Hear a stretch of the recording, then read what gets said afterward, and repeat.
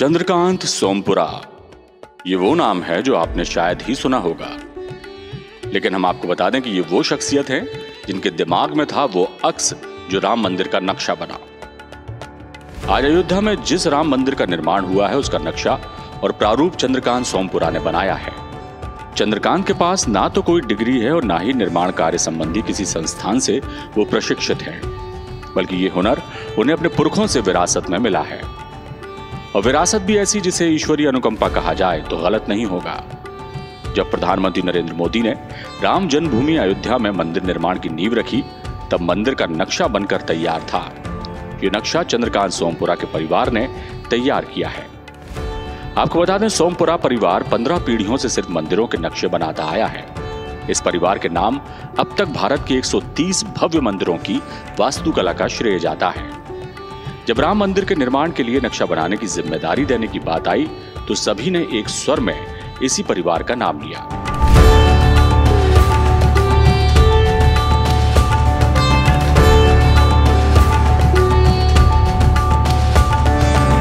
कैसे बनी मंदिर निर्माण की रूपरेखा? अयोध्या में राम मंदिर निर्माण की तैयारियां शुरू हुई तो तय किया गया कि मंदिर को खास नागर शैली में बनाया जाए, साथ ही उसकी विशिष्ट वास्तुकला को भी ध्यान में रखना था। लिहाजा राम मंदिर के निर्माण के लिए कारीगरों की तलाश शुरू हुई, जो गुजरात के सोमपुरा परिवार पर जाकर खत्म हुई। आपको बता दें कि चंद्रकांत सोमपुरा के दादा ने सोमनाथ ज्योतिर्लिंग मंदिर का नक्शा तैयार किया था, जो नागर शैली का सर्वोत्कृष्ट उदाहरण है। खुद चंद्रकांत मुंबई के स्वामी नारायण मंदिर और कोलकाता के बिरला मंदिर को डिजाइन कर चुके हैं। विश्व हिंदू परिषद के अशोक सिंघल से कई दौर लंबी चली मुलाकात के बाद सोमपुरा परिवार के चंद्रकांत सोमपुरा ने राम मंदिर निर्माण के लिए नक्शा तैयार करने की जिम्मेदारी संभाल ली। राम मंदिर के नक्शे की चुनौतियां। अयोध्या में राम मंदिर निर्माण चुनौती भरा काम था। चंद्रकांत को नक्शा तैयार करने में कई कठिनाइयां सामने आई। नक्शा तैयार करने के लिए जरूरी थी सटीक पैमाइश। निर्माण स्थल पर उस दौरान बाबरी मस्जिद का मलबा पड़ा था।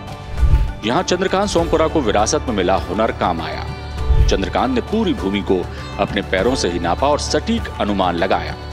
इसी अनुमान के मानक को देखकर उन्होंने बताया कि किस जगह काम हो सकता है। सोमपुरा के बनाए नक्शे को देख सभी दंग रह गए। सोमपुरा ने मौखिक और अनगढ़ अनुमान के सहारे सटीक ढंग से बता दिया मंदिर कहां बनेगा।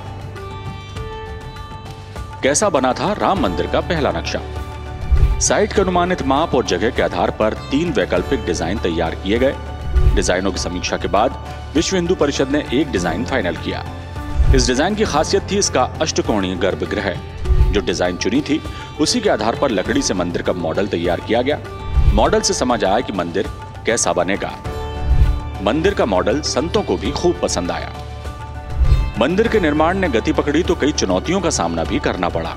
सोमपुरा परिवार के पास चुनौती थी उन ईंटों का इस्तेमाल करना जो हर घर से श्रद्धा पुष्प बनकर रामलला के चरणों में अर्पित होने भेजी गई थी। उस समय हर गांव से राम मंदिर के लिए ईंट भेजने की लहर चल रही थी। जहां बड़ी संख्या में ईंटें जमा हुई तो राम मंदिर निर्माण में इन ईंटों का इस्तेमाल किया गया। निर्माण कार्य ने रफ्तार पकड़ी और वो पल आने को है जब 22 जनवरी 2024 को पीएम नरेंद्र मोदी राम मंदिर की मूर्ति की प्राण प्रतिष्ठा करेंगे। तब तक मंदिर के ग्राउंड फ्लोर का काम पूरा हो जाएगा। सिर्फ कुछ मूर्तियों का काम बचेगा। इस प्रोजेक्ट के सभी ऑपरेशंस 2024 के आखिरी तक पूरे हो जाएंगे। सोमपुरा परिवार के लिए यह समय गर्व करने का वक्त है। राम मंदिर के निर्माण की चुनौतियां भगवान राम की कृपा से दूर हो गई, लेकिन हमें याद रखना होगा कि इस देश के करोड़ों आस्थावानों के आराध्य भगवान राम का ये मंदिर सैकड़ों बलिदान और कानूनी और सियासी दुश्वारियों का सामना करने के बाद तैयार हुआ है। लेकिन उस संघर्ष, कष्ट और कठिनाइयों पर अब विराम लग चुका है। वक्त है अब उत्सव मनाने का, रामलला का गुणगान करने का, क्योंकि राम आएंगे नहीं, राम आ गए हैं।